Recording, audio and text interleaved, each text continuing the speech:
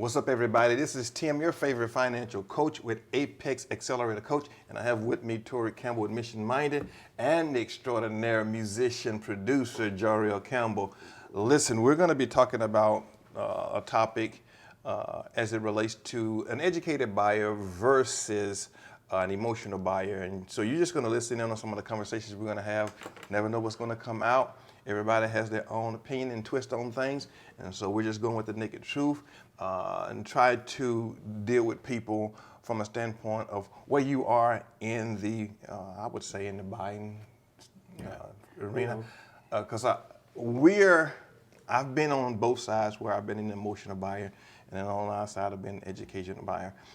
There's a lot of psychological things that go into marketing to people, and I think we've accelerated to that point of being caught up in the monotony of the psychology behind marketing. So I've become a very decisive buyer, and so I'm not moved by the psychology of how you approach a particular buyer. I'm the type of person I don't believe in. I need social proof.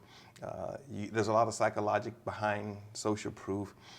When I begin to find out, me as a marketer, begin to find out that you can buy reviews.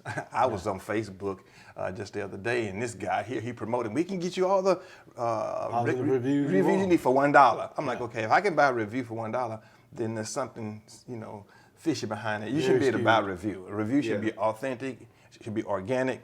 And so when you're talking about buying a review, then it really makes having reviews suspect.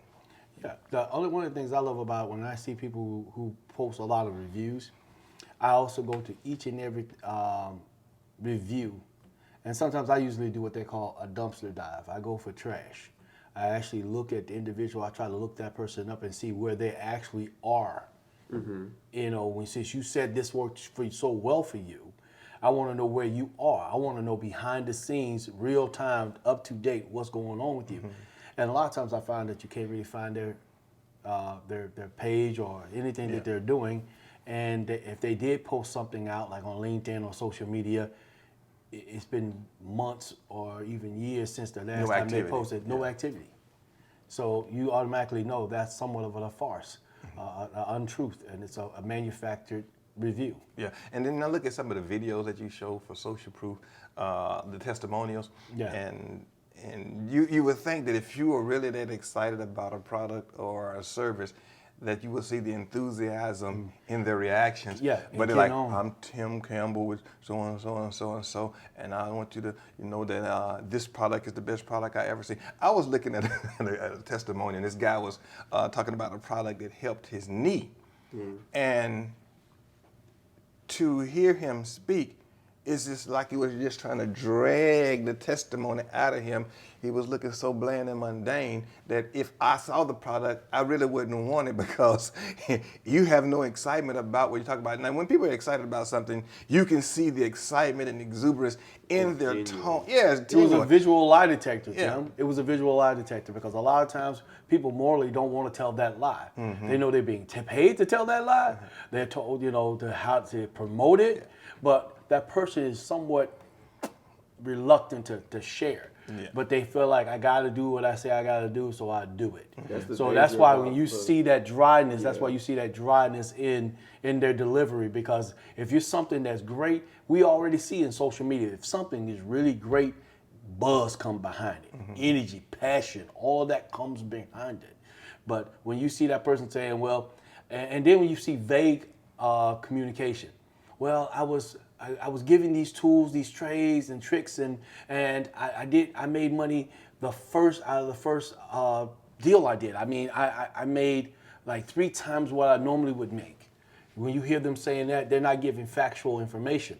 They're giving vague information, because you don't know. They could have made $5, but if they made 3 times, then what that is? That's $15. Yeah.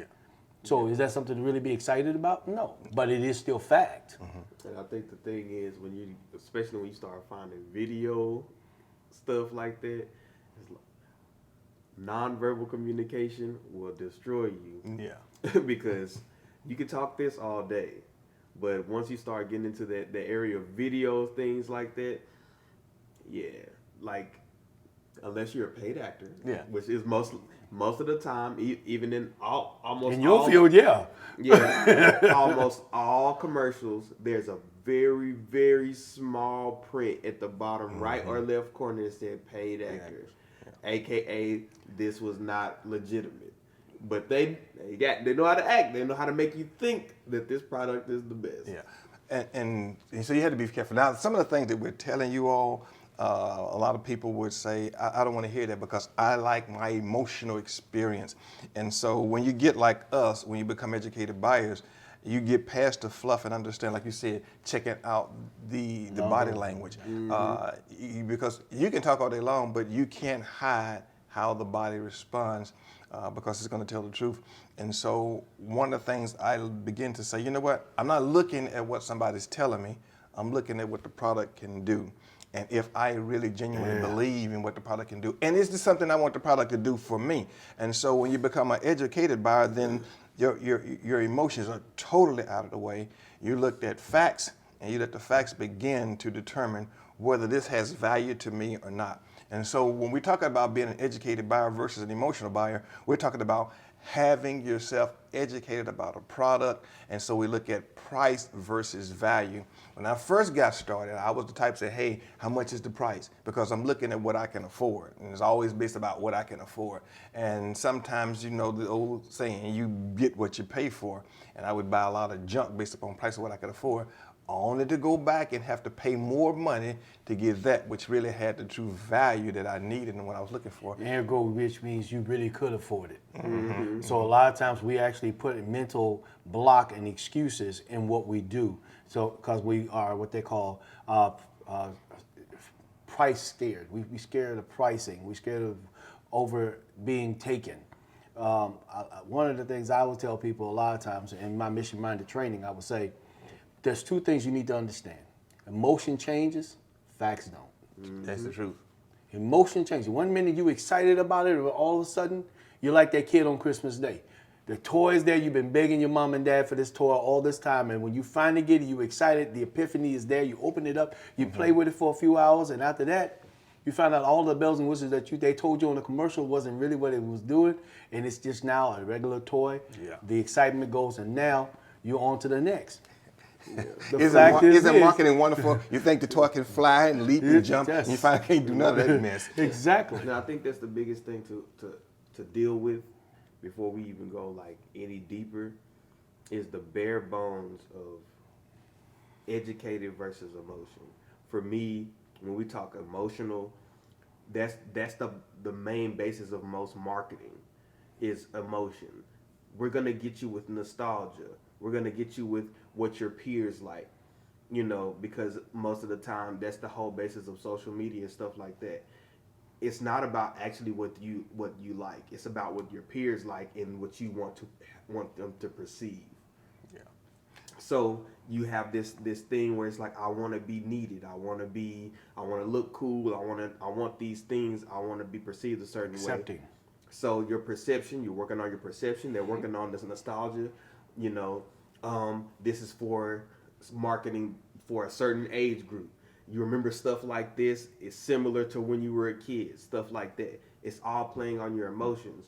Whereas there's other ways of looking at stuff. As far as me, personally, there's stuff that's come out that's nostalgic, but because I'm more of an educated buyer, I look at what the actual ramifications of that product is going to do for me. Like, I'm like, okay, it looks nice, and it looks, you know what I'm saying? I like that. You know, I like that. It's, toy versus a tool. you know, toy versus the tool. That's a Awesome. perfect example. Exactly. Yeah. Like, the toy is like, it's like, okay, it does nothing for me, but it makes me feel good. Yeah. Whereas the tool, I'm like, okay, It's an investment. it's an investment. It's going to help me. It's going to actually do what I need it to do. And there's nothing wrong with having the toy. Yeah. No. You know, and there's nothing wrong with buying something that makes you feel a certain way. I'm glad you said that because I was going to. You know, Yeah. I don't think there's anything wrong with that because there's nothing wrong with Celebrate feeling sometimes, good and okay. celebrating, but not letting that dictate your decisions. Yes. If you make a decision to buy something that makes you feel good, Awesome. At least you know what you're doing. you made that perfect It's an decision. educated decision. You don't have that buyer's remorse. Yeah. You're going after the things that you want and you desire, and that's exactly what you want. We want what we desire, what we want, but then again, we don't want to feel like that.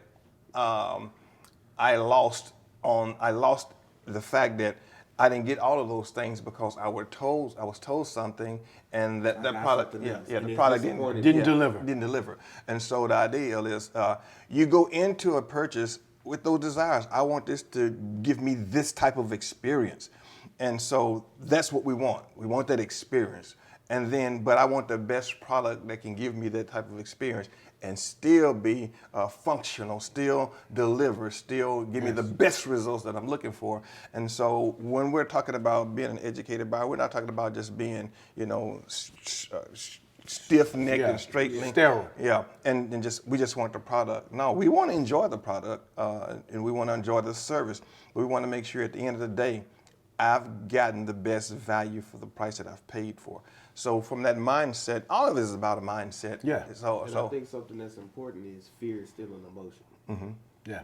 So you not buying something because of fear is still an emotional buy. Right. It's an emotional transaction, a transaction that you didn't make, but a transaction nonetheless. And I've lost a lot of opportunities like that because I look at the price, and the price scared me. But really, it had everything that I needed. And here's a lot of mistakes that we made. And I made this a lot when I first got started, focusing on the price instead of looking at what the benefits are from the product. Yeah. So because you mute everything else after that price. And so let's interject this here. The reason why we're having this conversation is because we're getting ready to develop a lot of virtual events dealing with the Apex Accelerator Coach, training people how to accelerate their revenue and a way to do it, scale their business. And sometimes when we're having conventions or events, people are not hearing anything because they're that person that's not woke but broke. They're an emotional buyer, and they can't hear all the benefits that you're giving them from the product or the service because they say, "What's the price? What's the price? What's the catch?" Yeah. What's the catch? Eventually, I'm gonna get to the price, and then when you tell them the price is the price. The value of the product or the service well exceeds the price, because you want to over deliver in the value so that when a person gets that they'll be very excited about their purchase, and they don't have that buyer's remorse. Yeah. Mm-hmm. And so, but they don't hear all of the benefits and all the value in the product or the service because they are focused on one thing, that price, and they don't hear anything else. And to us, that's not an educated buyer. It's an emotional buyer, and like Jarrell said, it's based out of fear. And so you miss a lot of the bells and whistles in a product that adds value, stacked up on stack, and because all you is focused on the price. And then when you hear the price, that is very reasonable for the value, there it is, because it's out of the range that you said you could afford. And so when we're talking about being an educated buyer, we're talking about money don't matter. Money don't matter. Once you get the value, the perceived value, and the benefit from that product or service, money don't matter, because if that's what, like you said one day, if that's what I want, that's what I'm gonna that's get. what I'm gonna get. Yeah. And people will, because see, think about it. Think about all the expensive cars, expensive clothing. Mm-hmm. There are people that will buy it. So nobody's going out of business because the price is high, or what we call premium prices. Yeah. It's just the idea, the perceived value that the people see in the product or service that they can get from it and the benefit from it, and they say, I'm willing to pay that price. Yeah. Something that, and some of it is also based on exclusivity. Mm-hmm. Yep. And I want what everybody can't get. Yeah. So they're willing to pay that premium price because they see the value of having in the have-nots. Mm-hmm. So a lot of times when mission-minded, when I'm trying to talk to people, I want to let them know that mentally, if you look at everything mentally, you can actually see the value on all different levels of why people do and buy the way they buy. And you have some people who have a lot of money who are misers. They live well beneath their means. Mm-hmm. And they put suffering on the people that are around because they feel like they don't deserve to do that. Mm-hmm. But when I tell them money management and being faithful in your ministry and what you want to do with your finances, and how you can make, like I asked this question, do you make what you spend or spend what you make? Mm-hmm. When you ask a person that, most times they go back and say, do I make what I spend what I make? If you spend what you make, you have nothing. Mm-hmm. But if you spend what you make, you won't have nothing. But if you make what you spend, you are already setting yourself for stewardship. Right. You can build You on it. dictate You control. that's an educated buyer Because right that's there. something I was gonna get into. That's an educated buyer. Because just because, and this is a lot of people get this twisted. It's like, oh, I can't afford. Now there's a difference between I can't afford and then like that mindset and then a reality. Because Yeah, it those are two different things. I can't afford mentality will ruin you. Yeah. Where it's like there's nothing wrong with saying this is out of my price range. But what do we do when something is like that? It's on the wish list. Yes. We've bookmarked it. Yeah. It's something that we're gonna come. You put it back on your to. vision board. You put it on your vision board because it's something to work towards, and that's kind of what you're getting at. Yeah. Because how did you say it? You just like I make what I spend. Yeah. That's the I can't afford mentality, right? No, spend what I make means you're Spend what I make. That's the emotional buyer. Yes. I spend Has nothing at the everything end. on them new Jordan. You ain't got nothing after you get them new Jordans or whatever. Not that this Jordan because I wear them. Yeah. I wear them because I But want make them. what I I like them. spend. I like them. But the fact of the matter is, some people who know that they have other responsibilities, they don't think, and they're not educated buyer. They're an emotional buyer, and they buy that, and they let the chips fall where they may. But somebody who makes what they spend has it on a vision board. And so the way I look at it, when you say make what I spend, it gives you a. So I did this thing with my dad, and I just randomly did it. We were going over budgets and stuff, and I said I made my dream budget. And so that's my mentality when I hear make what I spend. I'm setting up my diligence and my budget and everything else to acquire the things that I want. Mm-hmm. So that takes planning, and I might not get it right now, but I'm gonna eventually make what I spend, aka all the things that I want. I will make the money to get that. Right. And so You're setting parameters. you're setting parameters. So you're getting out of that mindset, the mindset of I can't afford, and you can talk about the reality of I can't afford that right now. Right. Yeah. And there's nothing wrong with that. And so when you do it that way, what you do is you begin, like you said, you begin to set up plans, goals. And what happens when you set up plans and goals? Now you got to figure out, okay, I'm trying to get from point A to point B.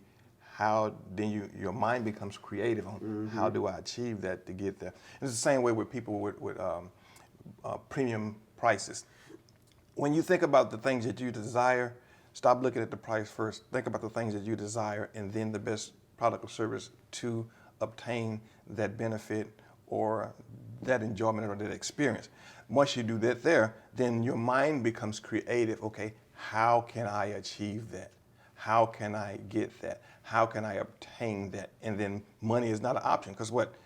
I'm trying to achieve that. And so therefore you begin to think about creative ideas and ways that brings you into a position or receiving the money, obtaining the money to purchase it. Because like this here, if the wife wants the Louis Vuitton, if the wife wants the Burke, the wife's going to figure out, how can I get that? It's not about the money.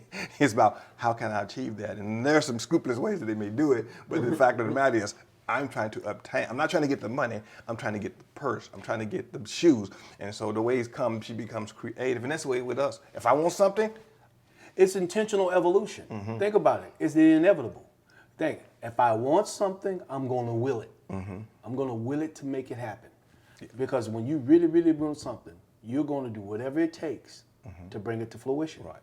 And so women, when they want that Burke or that Dooney and Burke or they want that Louis Vuitton or even those red bottoms, y'all, you know, they're going to go do whatever they do. I mean, if that means I'm going to have to cut the little budget next time, we're going to be eating a little bit more different. I'm going to go to a different grocery store and I'm going to buy a little bit more cheaper. I'm going to buy in bulk so I can save more money.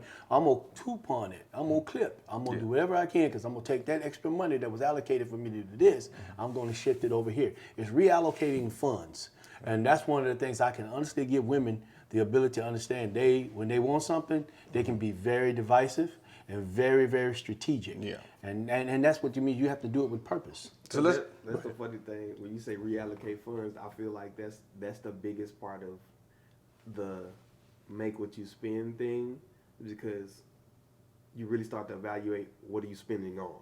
Yeah. It's like, okay, you really, most of the time when we look at something, it's not that we can't afford it most of the time. It's because we haven't placed the actual value of what it is. And once we understand the value of what it is, it becomes more valuable most of the time than whatever we've been spending our money on. Exactly. And so you think about the mindset of the individual, and it's two identities. We call it woke versus broke. Yeah. How do you think, if you think with a broke mentality, I heard you say something about which really was talking about scarcity, lack. If you have a scarcity and a lack mindset, then you always focus on what you can afford and what you're going to obtain for what you release out of your hand. There's a lot of fear, and so it's not about, you want the desire and the benefit, but you're so afraid that, oh, this is, you become clam. And so that's, to me, that's a broke mentality. It's a scarcity mentality, but when you have an abundance mentality, you say, wait a minute, that's what I want, that's what I desire. Now, how can I achieve that? And you don't put any limitations on finance or money. Because like I said, when you really think about the thing you desire and things that you can benefit from, money don't matter. It's how I can achieve that. And so when we are talking about being an educated buyer, we're talking about you can make a decision quickly because you know exactly what you want. I don't have to be led. This is one thing that when we're having conferences and events, we all know, we're not trying to insult anybody's intelligence. We all know that at the end it's going to be an offer. And everybody that comes there knows that. Yeah. The fact of the matter is, and here's the scooply thing, here's the thing that's so funny. They just want to come and say, okay, I know it's going to cost something. I just want to know how much. And they already have their measurement of what they can afford. And so if it's that price or below, I'm all in. I'm gonna buy in. But if it's too high, so the value that they get would probably be the price that's worth it. But they already stuck at this price.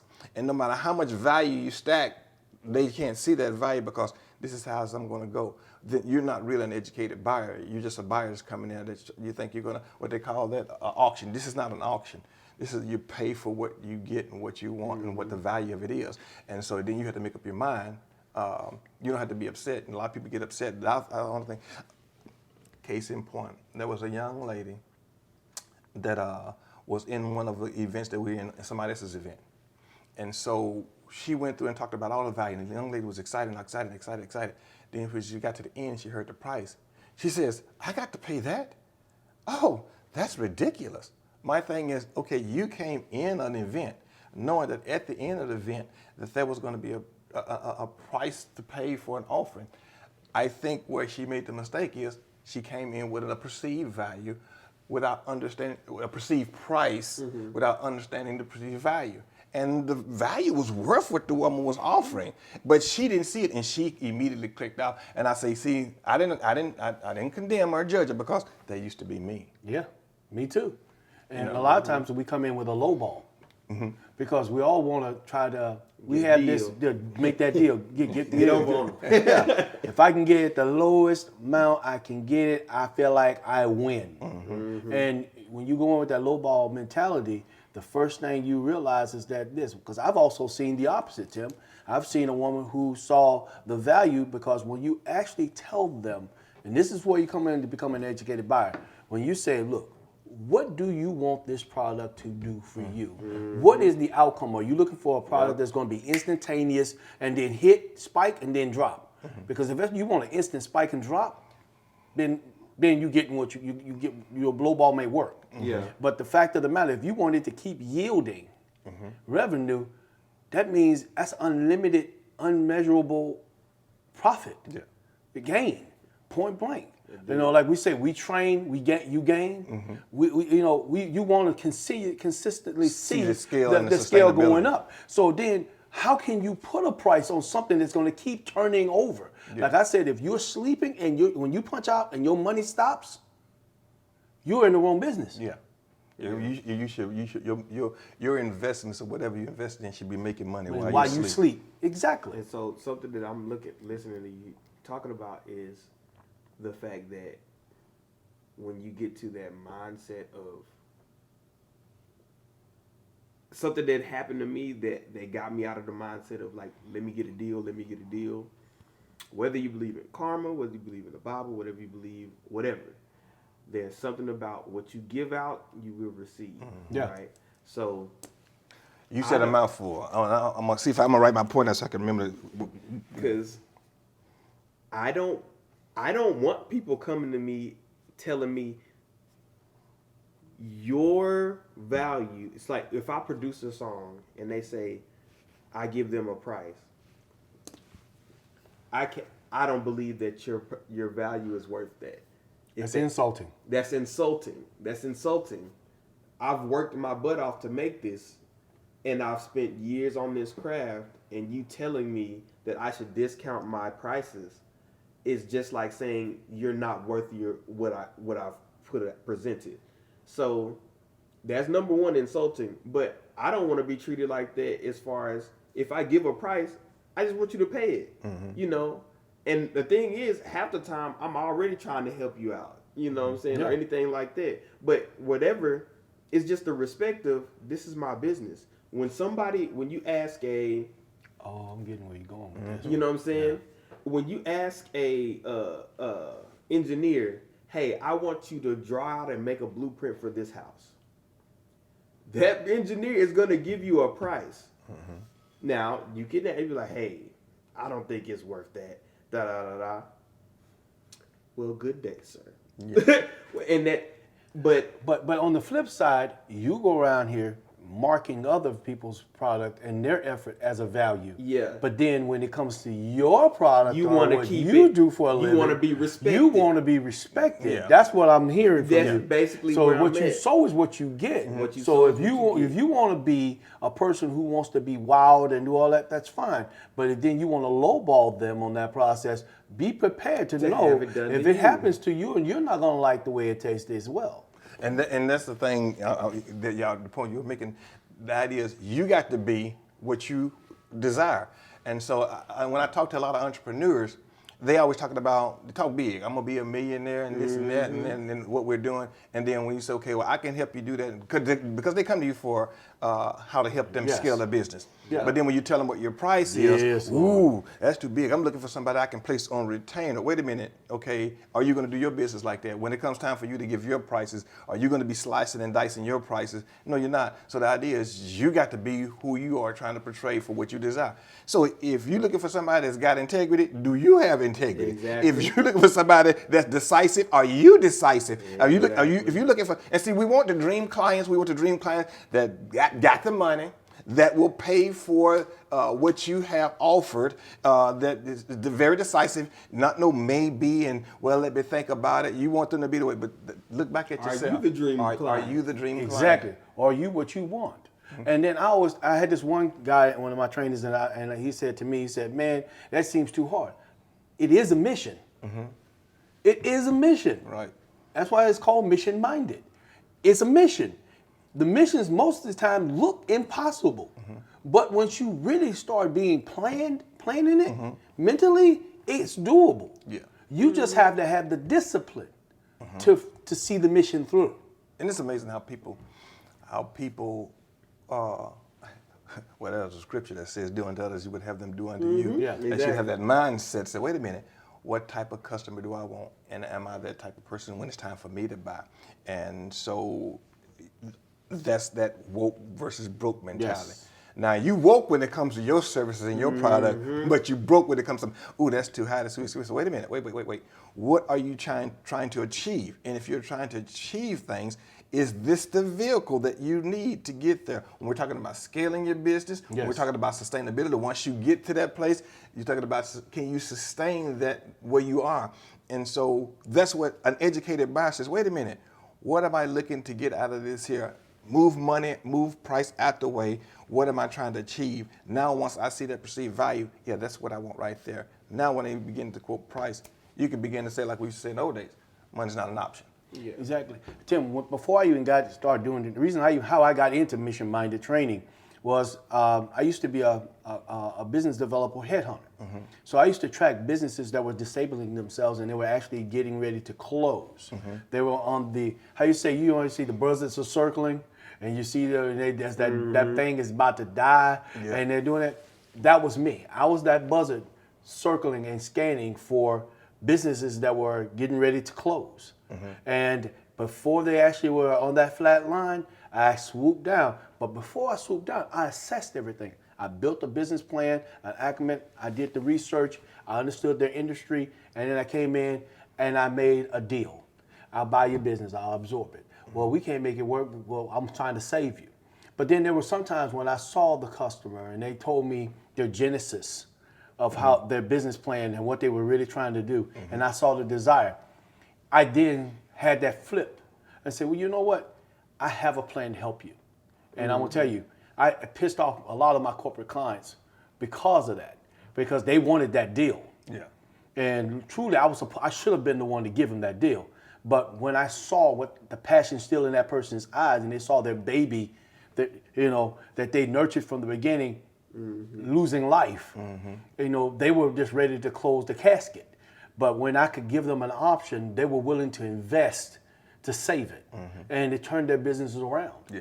And so by doing that, I found out I could do a lot of good in the private sector for myself, training people mentally how to set themselves back in motion and bring new life or resurrect their businesses. Sometimes you be so deep in the details and in the weeds, you can't see. You lost vision, you lost direction, because right now you're in fight or flight mode, and you're trying to save something, and so their creativity is gone. Yep. How being innovative is gone, and so you're just trying to Day to day. Yeah, and so when you can come in and show them that, what's the value to that to you? You saved my business. What's the value to that? You saved my marriage. What's the value to that? And see, that's what people need to look at. I was talking to some people, and they were talking about how to assess value for your worth. And so there was a difference between, okay, don't see yourself as this type of person. Let's say financial coaching. I'm in the financial coaching business. Don't see yourself as just a financial coach and you have a certain price. And says, okay, I charge this price. Okay, look at it this way. What value do you add to your clients or your partners?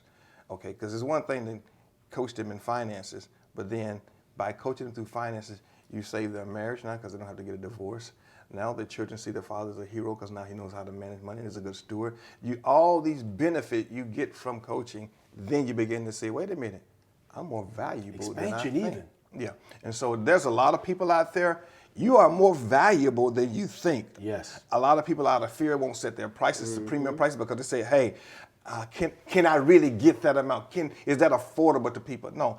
Well, the fact of the matter is, what value do I bring to the table? What value do I give to my clients? Because I'm looking for educated clients, not emotional clients. I'm looking for somebody that values the value that I bring to the table. And I'm telling you, you will find, here's the problem we have. We're trying to be everything to everybody, and you can't do that. You can't. There's going to be a certain demographic for everybody. And what you need to do, first of all, if you're going to try to do anything in your business sector, you need to understand, who is my demographic? That dream client. Yes, that dream client. And then stop worrying about, I think we even discussed this, stop worrying about building it and they will come. Create the demand, then supply. Yeah, and the way you create the demand is what you ask the person what they want. Exactly, you have to ask them. Something I just thought about. And I might need you to write them down because you have to explain them later. But there's perceived value, real value, and subjective value. Okay, I get that. So perceived value, a lot of times when we're looking at something, and I guess I'll use my what I do as a musician, whatever. So perceived value as me as a drummer in percussion, they're like, oh, he's just a drummer. So like if I do a gig, in the gigging industry, the standard pay was usually like $100 a gig, right? And that could be from anywhere from a 3-hour set, something like that. Perceive, oh, he's just a drummer, $100.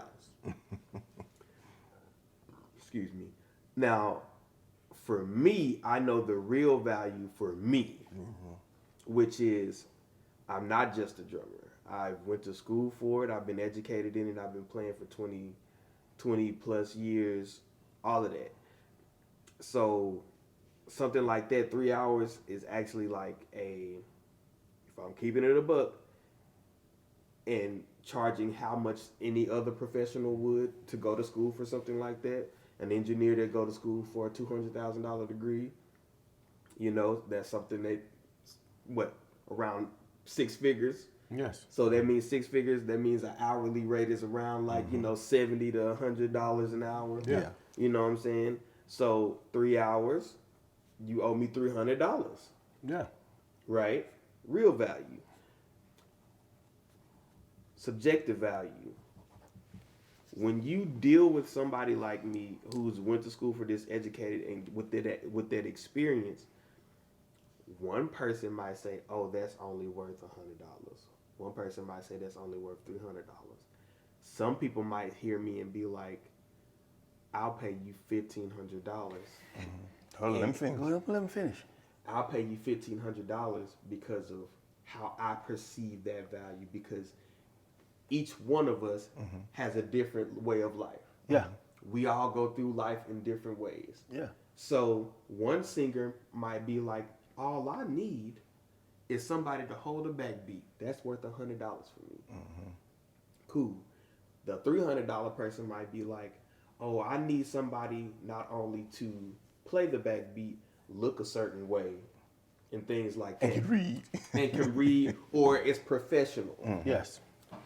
Subjective is, I look at you, and when I hear you, I feel something. Yeah, experience. This is an experience for Yes. me, and and an experience is literally subjective.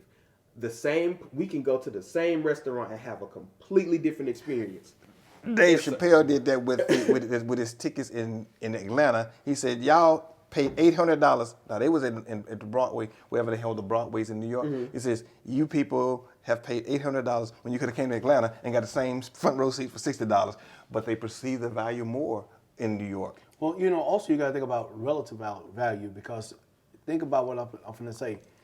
If you want somebody, you get that experience from them, you want to keep having that experience. So if I value you, I got to go you above the value you ask or you think you are, because I want to keep having that experience. I'm going to keep hiring you. I'm going to keep getting you to come and play. Which so brings up means I want that consistent relationship. value. Exactly. I want that relationship. So all of this is leading us to two things that we want to talk about. First of all, I want to talk about the 4 levels of value.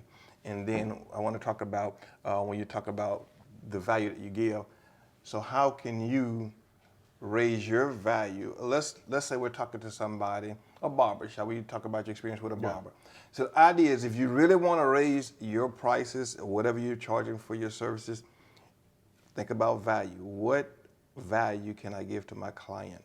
Okay, as opposed to, we're talking about the barber, as opposed to somebody just cutting your hair, trimming it, trimming your lines and all that stuff. Somebody to take an extra step to say, wait a minute, I got this client in this chair. What else can I do for this client? I get this client a facial. I can get this client a facial massage. Man, it was the best experience I've ever had. But the idea of just stacking more value. Now, I will say this here. Just because people stack value doesn't make it more valuable. I was, given an offer and said, we're going to give you this, and we're going to give you that, and we're going to give you that.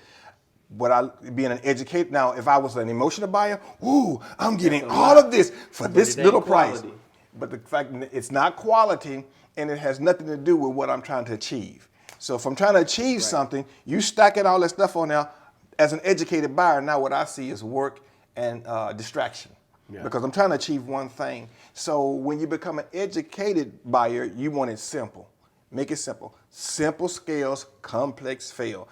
I just want exactly what I want, and I want to enjoy that, and I don't want you piling a lot of stuff up on there. So we do understand, just because they stack value doesn't make it more valuable. Yeah. The idea is you want to make sure that whatever they're stacking is complementary, or that it enhances what you're trying to do, and it should be making things more simple and easier, not complex. Yeah, I think that goes into dealing with what you were talking about with relative value, because then you're able to scale that thing.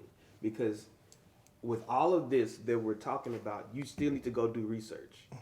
So you go do the research on, if there are people, there's not too much new under the sun these days, okay?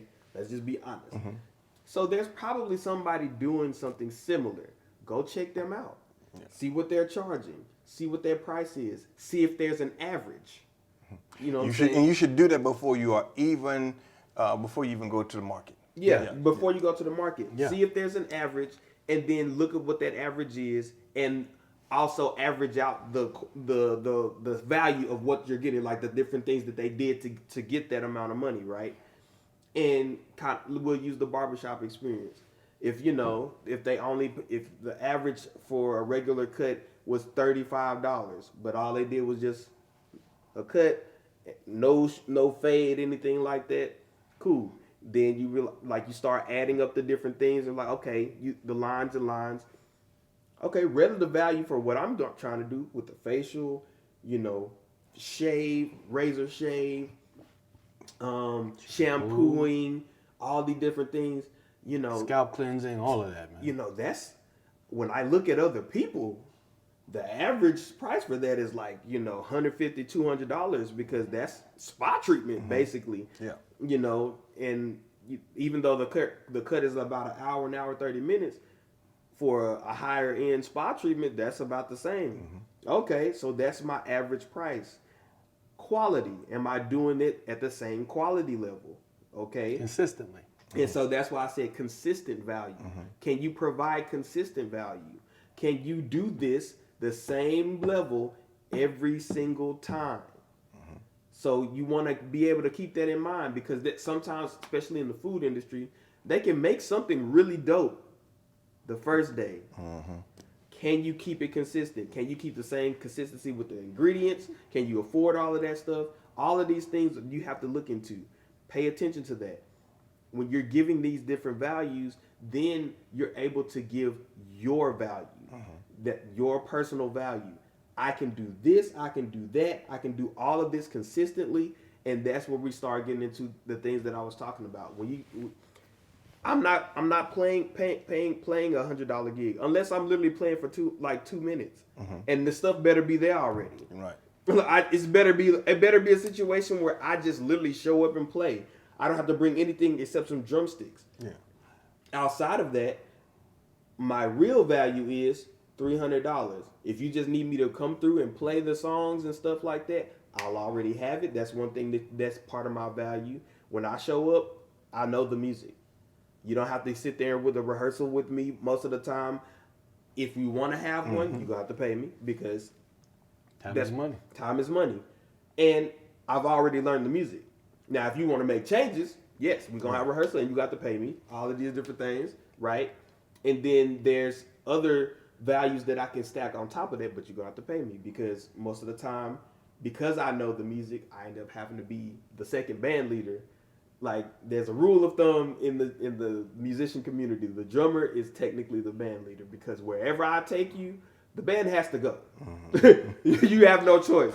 Like, if I take it to the next section, you just gonna have to take it to the next section, because I've switched it. And naturally, like I informed some of my friends, because I have to know how to cue people, I have to know your music. I have to know what you're going to come in with the saxophone line at measure 25. I have to cue you. So I have to know your music. I have to be able to tell people, hey, you came in a little late. And I have to be the second band leader, because I have to know everybody's part. So that's another value. Now we get into the whole thing of like, all of these values come into your real value and your personal value.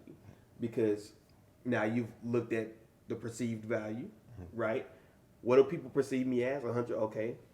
Now, don't let that ruin you. Then you look at your real value. These are all the things that I've looked at after looking at the relative value and all of those things, averaging it out. So this is exactly what I should be getting paid at the bare minimum, and the range that I should be getting paid at. And then the subjective value. There are people, and this is what you brought up, the fact of, there are people that will look at something that you have beyond its upfront value, because it can literally change their life. All right. Some people might look at you as a financial coach and be like, well, he taught me how to budget, and that's just that. Whereas somebody was like you said, because of what you taught me, I was literally able to apply it to everything in my life and change things. It saved my marriage. It saved my house. It saved everything that I was connected to, because I think a lot of people fail to realize a financial coach is really tied to your life. Because if the Bible says money is the answer to all things, that means it can be the detriment to all things in a way. If it's tied to it, I'm sorry, money is a sort of life force. It's a life force or a tool that you have to really recognize and really respect, because it can really change everything. It's an essential tool. That's what I'll say. An essential tool. So money's a tool. Essential tool. It's there's food, shelter, water, and you in this world you need money. How many of y'all know people that in your neighborhood that is the one that has all the tools, but they don't know what they do? They don't even know how to use them. They just got them because they look pretty. I see a lot of that when I do my training. When I deal with people in business, they have a lot of money, but they're not utilizing it the proper way. And one thing that keeps hearing in my mind says, okay, let's let people know where we're going. When we're talking about an educated buyer, we're talking about people that are business owners, entrepreneurs, coaches. Yes. Because you are trying to buy products and services that's going to enhance your business, where you can scale, where you can sustain. And so being an educated buyer. See, I don't understand how an entrepreneur cannot be an educated buyer, but there are still a lot of people that are emotional buyers. And what I'm saying is, you think about things that can enhance your business. I'll give you a case in point. If you're a business owner, I'm coming in and says, hey, you give me $1, and I'll take that $1 and I'll be able to work with it, and I'll be able to give you back 10. Would that be a good decision? Yes. All things being equal. Yes. Okay, if I take your $10 and you invested in me, and I take that $10 and I'm able to scale it up to $100, is that a good investment? Yes. Okay, but here's what happened to a lot of us business owners and entrepreneurs. We still have that broke mentality, that scarcity mentality, because you said, I'm going to give you $10. Just say I'm now the person, and you're the person that's going to help me scale my business. I'm going to give you $10, and you're going to help me get $100. They're so focused on that $10, they're not looking at the benefit that they're going to get out of that investment. They're still trying to hold on. They're still trying to say, I'm trying to test this out. Well, let me see your reviews. Okay, we told you the reviews can be bought and sold. Let me see your videos and your testimonies. No, what you need to do, you need to be educated on the fact of what are you trying to achieve, what's your goal? And then be educated enough to say, okay, what you're telling me, I can logically see that working for me. I can see how I can implement that. I can see how I can apply that. If you don't know anything about your business, you've already lost. You need to get out of that business, because you need to at least know enough to say, hey, this would help me. This is what I've been looking for that would help me scale my business to the next level. So a lot of people are going into business that they have no education or understanding about. If you're going to first go into business, you need to first know your niche. Yeah. And we got too many people that are trying to do things. They have no idea about what they're doing. Yeah. And so I always say, make sure your niche is an inch deep and a mile wide. You got to make it so specific. And see, what a lot of people fail to realize is that, okay, if my niche is so small, I can't make any money. That used to be the case, but now since we have the World Wide Web, now since we have the internet, and now we have an iPhone and smartphones, the world is yours. And so now you can make your niche so micro that you can still make money and still reach a lot of people. So let's say my niche is not just stay-at-home moms. You can say my niche is stay-at-home moms that like to finger paint. You can get so minute in your niche and to your target that you can still I'll give you a good example. There was a young lady when I was going out there helping develop businesses. This young lady, she said she wanted to open up a salon.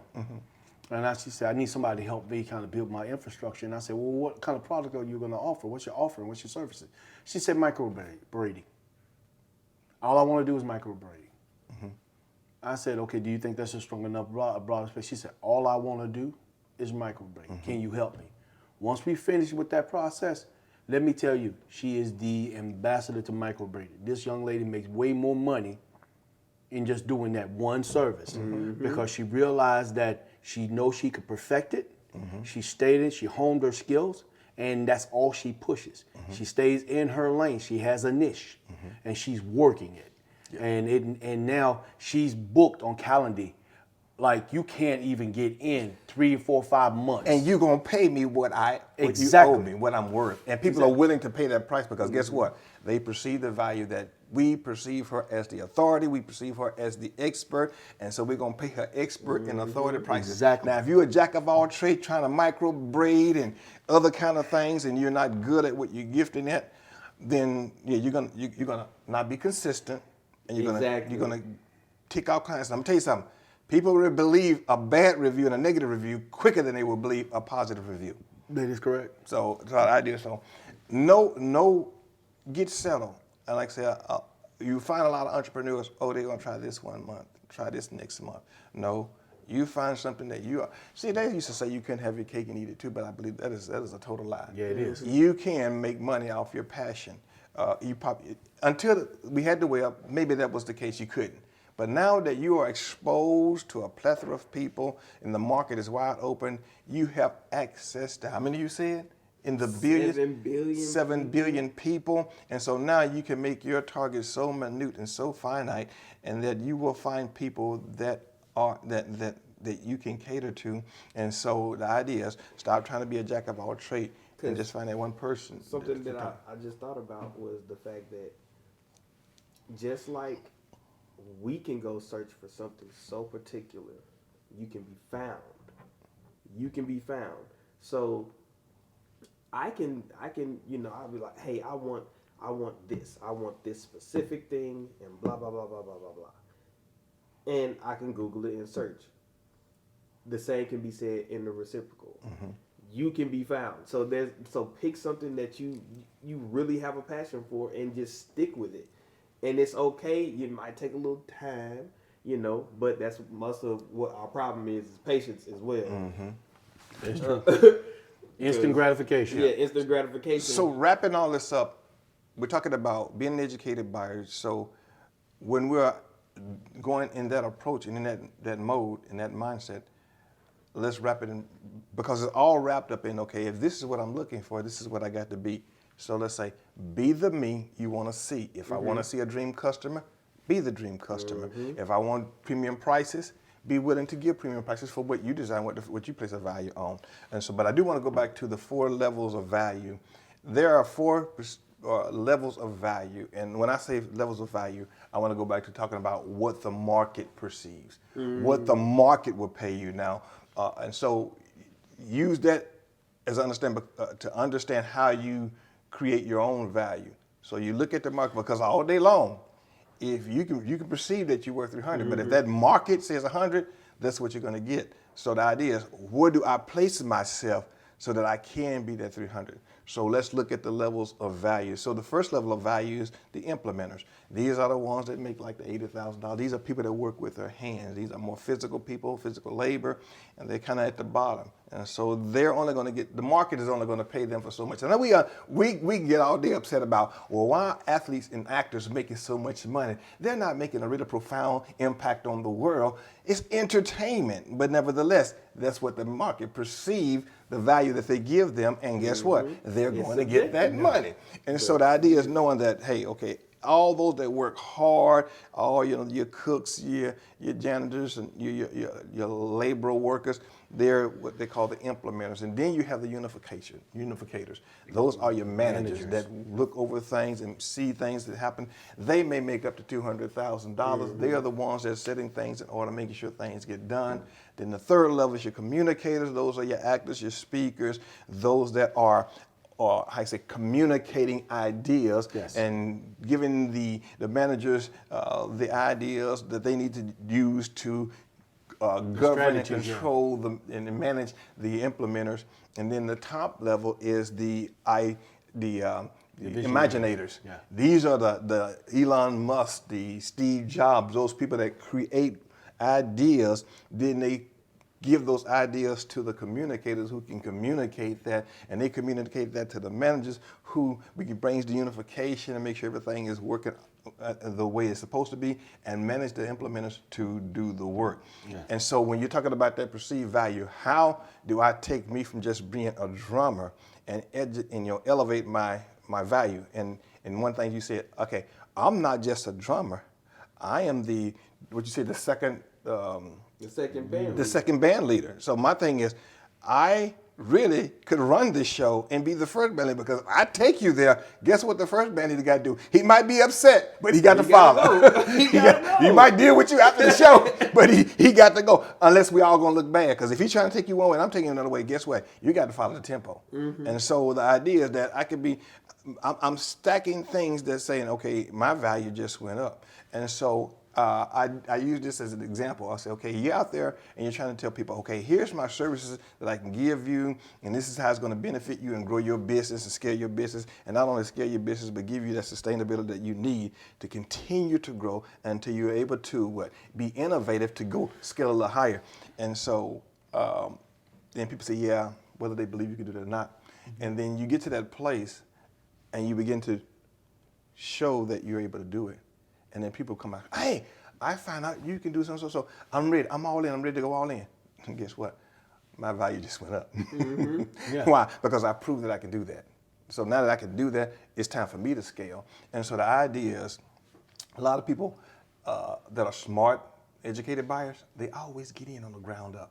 Yeah. While everybody sit on the fence waiting to see if it's going to happen. Well, by that time, you're too late. Why? Because there's saturation. All that can be got is gotten. But what's funny about that is I know a lot of the times, especially with our community, is we get the lack mentality of like, oh, it's just too much. It's too much. Or that I'm not gonna be able to. Or just like we were talking about with the accessibility now, nobody has an excuse for anything anymore. And one of the biggest things for us is we always say, I want to be able to invest in something. I want to be able to invest. And, they never let us in. They never let us in. And I used to be one of the people that say that until when I started changing my mentality, I'm like, I am going to be able to invest. And, part of with anything, to build anything, you got to start small. And so a lot of times the excuse is, well, the investment, the initial investment is just way too big. It's way too big. Which back in the day it was. Even in the 90s, some of the investments you had to have thousands of dollars, right, just to hop in. But it's funny, like we talked about. You can find what you're searching for. You just got to start searching. And so when I started literally just talking about it, that's why these phones be listening, because it just started popping up on my news feed and different things like that. Oh, investment here and stuff like that. Only $500. Invest. There's companies now where you can invest in real estate. Startups. For $10, you can invest in real estate for $10 now.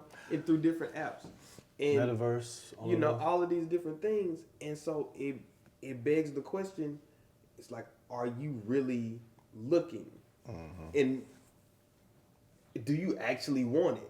Because, what I'm saying? Like, a lot of people, they be like, oh, I want this, but not. If you actually want it, you will start looking into it. And making an effort. Making an effort for it. We were coming back from Dallas, and you were talking about the two type of people that want to be included. People, when you share your vision with some people, there's two types of people. People who want to be involved. The ones who are involved actually parallel themselves and actually see the vision. They see it unfolding. They see it manifesting. They want to be a part of it. They become passionate. They want to be passionate. They want to see that thing grow. And the only way they know they can ensure that it's going to grow is they get involved. But then you also have a lot more people who just want to be included. Right. And that means that I'm going to wait and see if you're really serious and you're going to do it and what the outcome is going to be.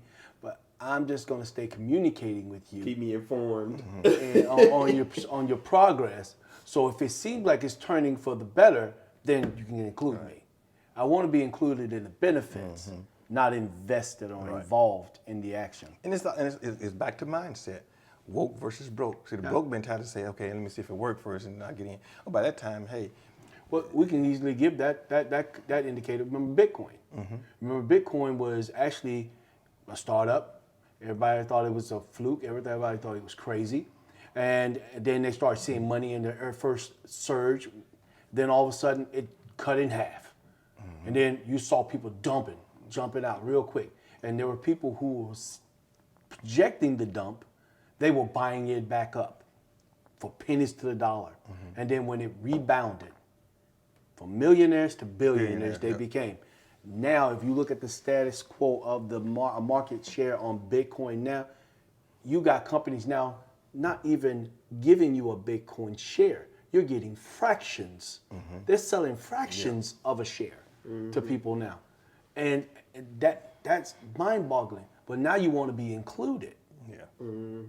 When you could have actually been involved in the beginning. Yeah, and it's an educated buyer to say, hey, here are my options. Can I get in on the ground floor? And then if you're skeptical, you've done your homework, you know exactly what you want. Okay, here's my goal. How is this going to help me achieve my goal? Yeah. Or can this help me achieve my goal? And so it's all about being a person. Now, we're saying don't discount the fact that you want to enjoy and have that experience. Definitely, what's the use of having anything if you can't enjoy it? Yeah. You know, we talked about the beater versus the Bentley. Oh, yeah. It's got to have the experience, you know. A beater can get you from point A to B, just like a Bentley can get you from point A to point B, but it's from point A to point B. But it's the experience that you desire. But look, we're not dogging beaters. No. We're not dogging beaters. My brother always tells me I'm a man that like to build acronyms and so forth. So I did beater. When I do my mission mind training, I put beater in there, and it means between economic assets to enhance real life or reality. So I wanted people to understand that you're in a transition phase. It's part of metamorphosing. You're morphing into something better. This is not the way it's going to be always. Right. Yeah. You're just, yes, you're getting from point A to point B, but you want a better experience while you're going to point A to point B. But you got to work towards that better experience. So do not look down on the beater. Right. The beater is the foundation of it. It makes you appreciate. It makes it when you wake up in the morning, you have to try to struggle to get it to start, and you're going up under the hood and you're tweaking things. You have to spray a little igniting fluid up under there to get it to start up. You're going through all of those things to get you to get to where your destination is. All of that is being programmed into you to have a built desire, a built hunger. You know, I told people I live by three things. Remember I told you about those three things. I live by a third world hunger, a panhandler's mentality, and addictive solicitation. And when I share that with people, they were like, what does that mean? Well, if you ever come to one of my mission-minded trainings, I promise you, you'll get it. I promise you, you'll get it. But that beater is the catalyst that shapes you into the better. So you can get to the Bentley. Because all that you don't want to have to deal with is in the beater. But the beater still, you have to respect it.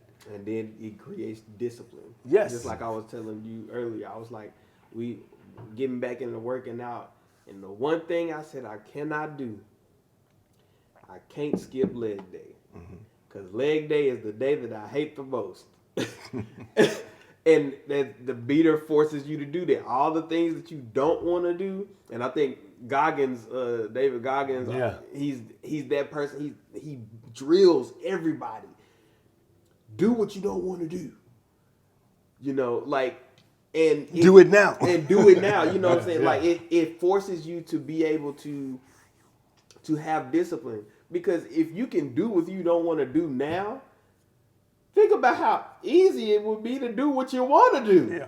It's all uphill from there. It's all uphill from there. And then, downhill, whichever one is better. well, like, because at that point, you know, It becomes effortless. it becomes effortless. It's And conditioning.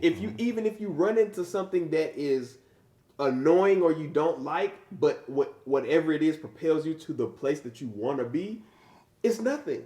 Man, I'll tell you, boy, when I was trying to learn how to play golf for the first time and I was going out there, I went out there cold.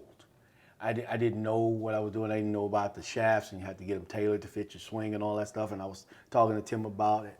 And I went out there, and I wound up hurting myself because I didn't understand the mechanics of it. And so the more I struggled, the more it hurt. I had an older guy who went out there. He kind of laughed and chuckled. He walked up to me, and he grabbed the club out of my hand, and he said, "Watch."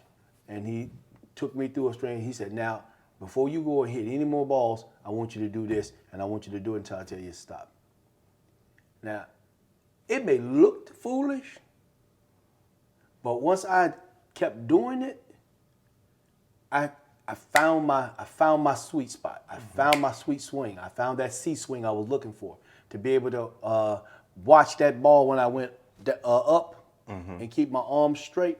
I got that opportunity. Once I got my mojo, it was on. I started enjoying the game. It wasn't hurting me anymore. It actually made me feel good. I actually was getting to a place I wanted to be. Now I go out there now. It's effortless now for me to go out there. Yes, I still have my bad days. Yeah, because everybody's going to have bad days in business. You're going to have that. It's not going to be all sunshine and rainbows. You're going to have some storms. You're going to have some hell. You're going to have all of that. But you look for the enjoyable moments. Right. Because now you understand the sequence and the strategy. And so it's a transition and a journey from beater to Bentley. And don't worry about the Bentley, it's going to be there.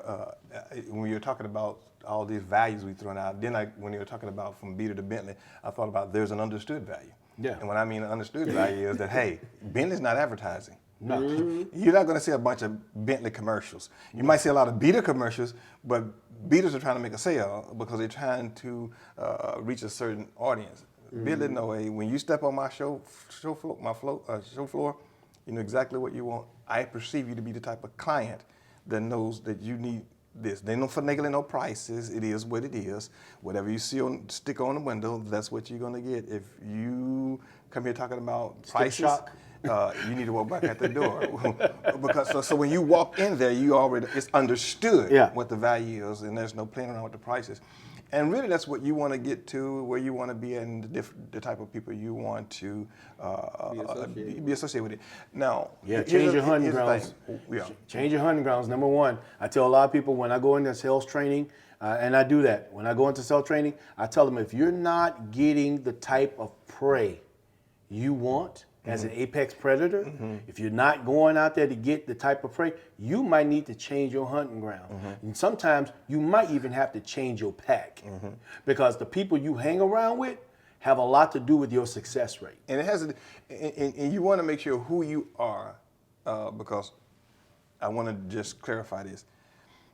You are for the people that are for you. And what I mean by that is, like Jarrell said, if you're the person that has the $100 value, there are people for you. If you're the person that has the $300 value, there are people for you.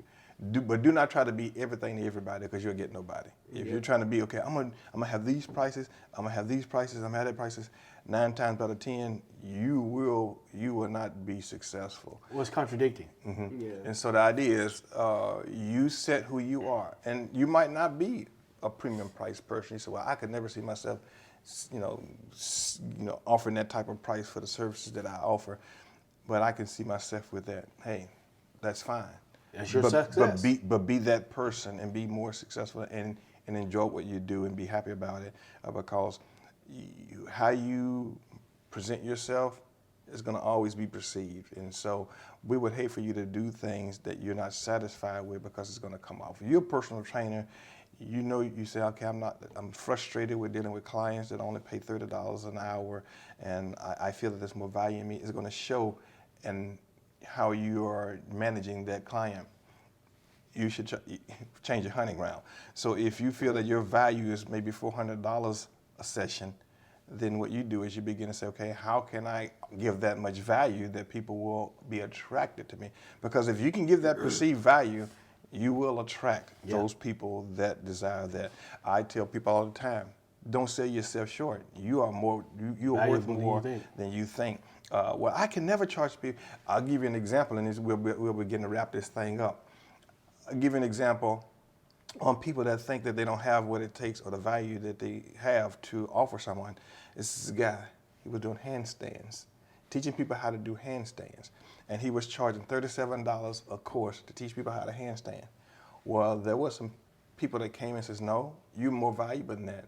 What can you offer that would give premium prices? And this guy went from selling the same program for $37 to $9,000. Well, how did he do that? We're talking about being an educated buyer. An educated buyer is innovative. An educated buyer knows how to take their perceived value and make it presentable to those that will approach that. Now, Palatable too. Who would pay $9,000 for handstands Well, to you learn how to know the handstand? benefits of it. Well, here's the go. That's what he say. If you're able to do a handstand, it builds your core. It enhances your posture.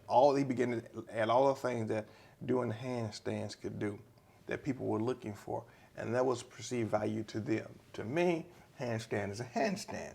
That's my perception. That's my subjectivity. So me, I would not go to him for $9,000 for a handstand. But there are some that would, because they see the benefit and they accept the value that it offers, and they're willing to make that exchange of their money for that value and that benefit they would get out of handstanding. Now, money might break a couple of bones flipping and falling, but the idea, that's what they perceive. And guess what? He became a multi-millionaire doing that. That is you. Amen. When you understand the value that you have within you, you'll begin to see, how do I let people know what my value is?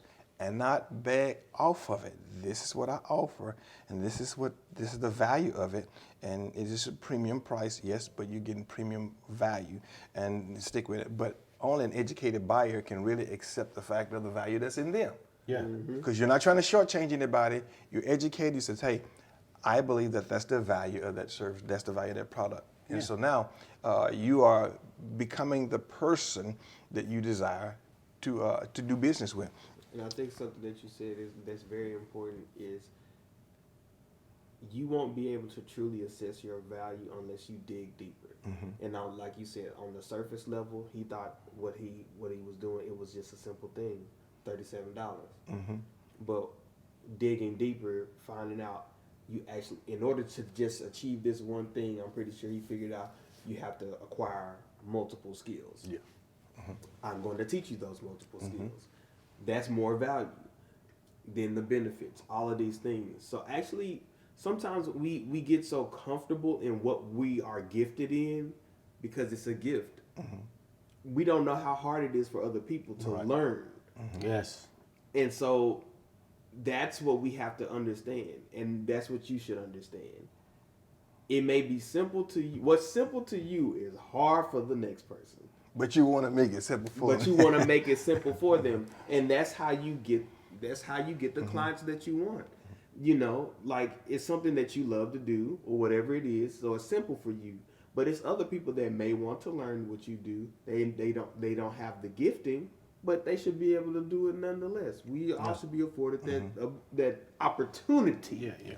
And so you give them that value of like, hey, if you want to play like me, if you like, say for instance for drums, you know, You play way more than drums, though. I play and produce and stuff like that. But drums is my passion. Like, I love that. Like, I could do that all day, every day, right? So I'll speak on that as my passion. But because it's simple to me. I've been playing since I was 5. I just gravitated towards it. That's what was good for me. Other people, you know, they have to definitely work towards it. And they have to put in a lot of effort. Whereas me personally, I'm honest. A lot of things I don't have to put that much effort into when it comes to drums because that's just my gifting. But because I did the research and dug deeper into my passion, I can explain what I'm doing. I can explain it to other people in a way that they can understand it easily. And that creates value. So if you ask me for a drum lesson or something like that, I may make it look easy, and it may be easy for me. But even if it's not for you, I can instruct you on how to do it. I can tell you where it came from. All of these different things. Now, on surface level, if I just kept it at, oh, well, I'm gonna just show you, and you know, that's it. If you get it, you get it. You don't, you don't. Yeah, that's low value. That's $50 an hour. You know what I'm saying? At that, no, $20. Right. You know, it's just something to do. Where it's like, if I can actually give you the breakdown, these are the different skills that you need to do and learn. Blah blah blah blah blah blah blah. You walk away not only understanding how to do what I'm doing, but it becomes an integral part of like an experience as well. Because not only have I acquired the skill that I came looking for, I've acquired all the skills surrounding that as well. That is a lot of value. Foundational knowledge. Foundational knowledge, and I think that's where you find your sweet spot. You find your sweet spot. Take what you're gifted at, or the thing that you love, and that is natural for you, and then you find the other surrounding skill sets that match that, or that you have to acquire or achieve the level that you're at. That's where you get that money. That's where you start building that value, stacking and stacking and stacking and stacking. Give me a camera because we're about to close this thing. And the thing that to make it all worthwhile, to seal what I say, seal the deal is, whatever you do, make it an experience, not a chore. I want to close with just giving an example. If you're going to be a personal trainer or a coach, just giving people information is not enough. You want to give them something you want to give them, even if it's information, that will bring a transformation. That transformation brings about an experience. What is it about your program that's enjoyable, that makes people want to come back and do it over and over and over again? I was talking about different personalities like C.T. Fletcher. Yeah. This guy would make you want to work out, and you look forward to the workout. If you get past all the language, it motivates you. Sean, what's the guy named? P90X, Sean? Yeah, Sean. Sean T. Sean T. So the idea of giving people an experience. I see too many people doing things and just trying to get through it. Just get it over with. No. Tony Horton is the one that's over P90X. Okay, this. Sean T is the one that did the Insanity. Yeah, Insanity. So the idea is giving people an experience. I don't care what it is. If you're teaching painting, how do you teach painting in such a way that it gives people an experience? Because experience is what's lasts. People don't buy anything just to be buying it. They're buying it for the experience. So when we're talking about being an educator, think about, remember your epiphany. What brought you to where you are? To say if somebody lost weight and now I've lost. You get a lot of people that lose weight and they begin to show other people how they did things, and they tell them, this diet and this exercise. That's not what brought you there. What brought you there is you want to get in that size 4 dress. What brought you there is you want to look good at your high school reunion. Think about those things and then give people that experience, and remember your epiphany. Remember where you come from. Remember what got you excited. Remember what got you involved, like I say, involved and not included. And those things are the key things. And now, can you replicate that and bring it to your offer to give people that experience?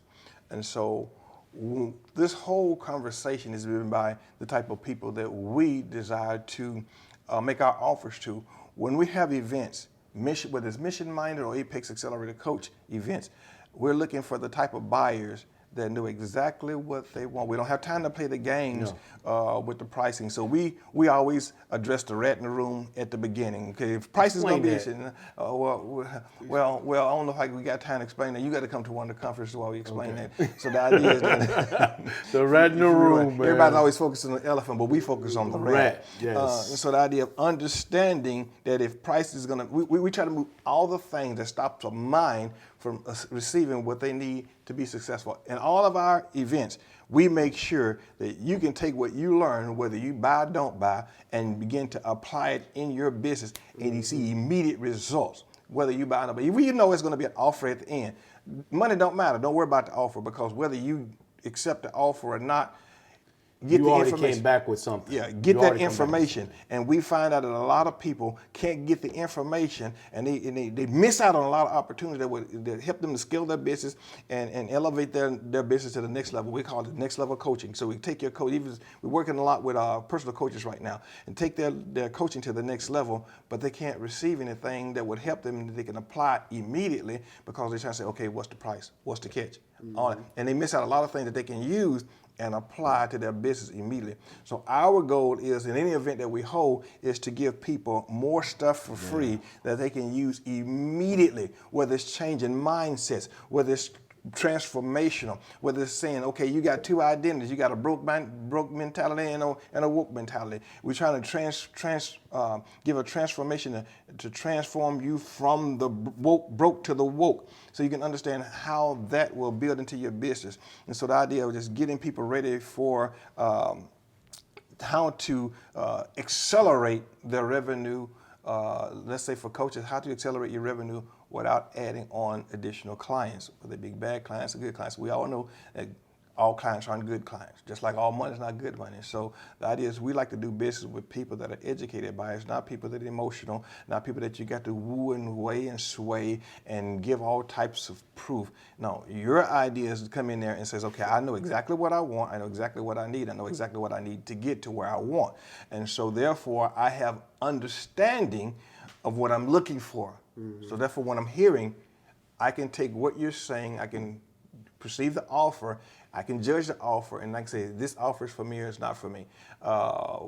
Because why we like that is because we're educated buyers. We don't like people that insult our intelligence, and so I don't like to insult people's intelligence. I know at the end there's an offer. It's going to be money involved. This will become here. I'm in the business to make money, and I know that we're dealing with people that wants to make money. Everybody's out to make money. We know that. Chris. And so the fact of the matter is we come in with our eyes wide open, understanding that there has to be an exchange for everyone. I'm not going to be an entrepreneur coming here learning how to do things and not know that there's an offer at the end to be offered. And then we're not coming in to teach you something that says, hey, we can take that offer and give it to you and help you do better with your business. It's all about the scalability. And so when you come, we're looking for educated buyers that are decisive. They know exactly what they want. They have integrity. And so the idea is you already know all you're doing is, we're not looking for tire kickers. We're looking for somebody that knows exactly what they want. And the reason why I want y'all to understand why he's bringing this down is because when you come into one of our events, you're going to get a survey. That survey immediately tells us, and when you fill it out, what kind of buyer you are. And that's going to tell you. So a lot of times when you go into an event, you get that survey, you might not know what that is, but it helps us to not only give you a voice to get right there up and close and personal with us so we can actually hear you. Why did you come to this event? What do you want from this event? What is going to be the benefit you feel is going to be the most valuable that you can bring from this, take away from this event? So when you get that survey, fill it out honestly. Be transparent, because we cannot tell you how we can help you if you don't tell us where it hurts. Just like the doctors, when they go and do a full assessment or ROS, review of systems, they are asking you this question because they want to know what to get to the root of the problem and be able to prescribe a solution to get you back to optimum health. We want to get you back to financial, mental, emotional, educated health. We want to get you there. So when we get you to fill that out, we need that. All right. And everybody knows you're going to spend money. We spend money, you spend money. So money's not the problem. What we're trying to do is we're trying to develop relationships. Exactly. Because, see, we don't want to have the type of relationship we make one sale and then that's it. We want to have a continual, perpetual relationship. That's correct. Where we scale, you scale, and everybody's growing. And you can't do that by trying to cheat people. No. Oh, we're going to tell you all this here. That's why and we have you the community. find out that the crap is not what it's supposed to be. Trust me, we've been in that place where we've been buyers and we bought crap that didn't work. We bought crap that didn't live up to what they said it was supposed to do. It didn't deliver. It didn't deliver on the promise.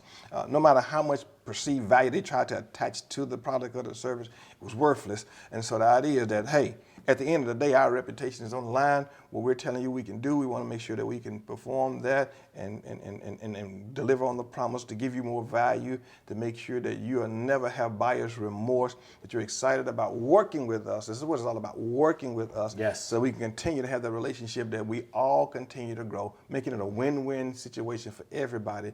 So yes, we don't want to come in, I know a lot of people make that quick sale and they're out the door.